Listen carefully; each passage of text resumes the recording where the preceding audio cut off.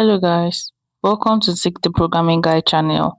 My name is Beatrice and in today's video I'll be showing you how to find nearby friends on Snapchat. First of all, we'll open our Snapchat app, then you click on this right here and scroll down. Snap map, click on it and you will see friends around you nearby, and you can just click on one right here and you see friends you can actually connect with, and you can also add them. Yeah, so that's how to find nearby friends on Snapchat.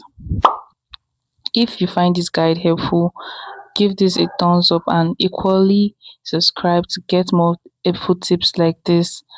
Thank you for watching guys. I will see you in my next video. Bye.